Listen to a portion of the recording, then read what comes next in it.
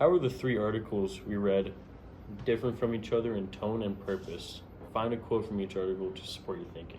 In the article Stop Stealing Native Stories, outlines how white or non-Indigenous people have been stealing and talking about the experiences of Indigenous people. But the tone makes it sound like Leonore is insulting the writers that wrote about these stories and making them seem negligent. Language is the conveyor of culture. Without voice to tell these stories of who lived through it, they can't pass those stories on to the children. When non-Indigenous writers tell these stories, it takes their voices away. In the article Abolishing the Indian Act means eliminating First Nations rights by Pam Pandler, where the tone and way it was written sounds angry and upset on how the act affected Indigenous people. Pam Palmater went on about how this act is racist and used in the government's eyes to justify the race-based genocide that occurred.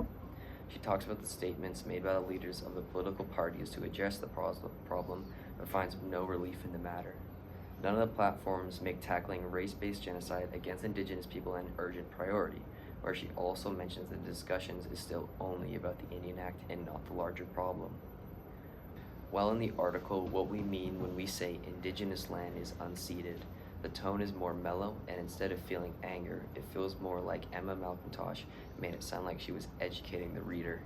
She states, "You might be living on unceded land, which means that this land and its inhabitants never signed treaties before Europeans settled on it, making the land stolen.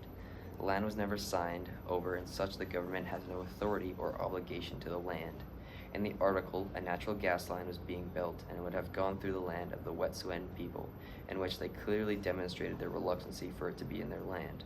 Many people have protested for the group's land rights, but there was a violent arrest of many Wet'suwet'en people. What is the most surprising or eye-opening thing you have learned in the last 2 weeks?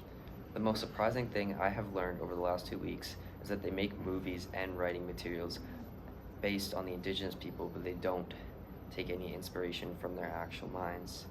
Why don't they give these Indigenous people a chance to tell their stories instead of non-Indigenous people writing it? In the movie Where the Spirit Lives was cast without the input of any Indigenous people, but it shows the life of two siblings in a residential school, also portraying the idea that Indigenous people have a deeper connection with nature and some form of ancient wisdom.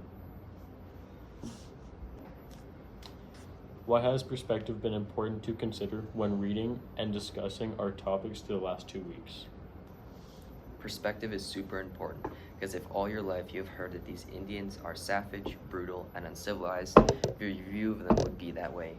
But if you read or learn about Indigenous people and shift your worldview to see that the government was the real savages for trying to make this group of people extinct, you could base what you have learned and make your own opinion that doesn't have any influence from people telling you otherwise, and in some senses can make you a better person and can make you more culturally appropriate.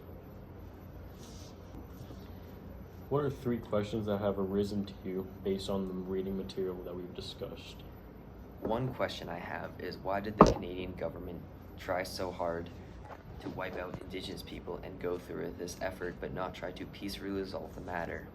I know racism was a big part of it, but it still leaves a lot to be desired without the intent they had going on through their plan. The second question I have is, why not get the insight of Indigenous people on what they need instead of choosing for them? While the Indian Act is a large part of the problem, the fact is that almost nothing has been done about any of the issues. Though some changes have been made to the Indian Act, there are still more unresolved problems that need to be fixed. So why doesn't the government fix them? The third question I have is why the government doesn't change the act and other liberties to make it fair. In Trudeau's campaign, his slogan was there is no relationship more important to me than the one with Indigenous people, though he did nothing about it. If you had to write down a big idea or main point in the last 2 weeks of the material, what would it be? If I were to give the topic that we have been discussing, I would say the truth and the unfairness of the Indian Act, which I feel is simple but gets the point across without complicating it.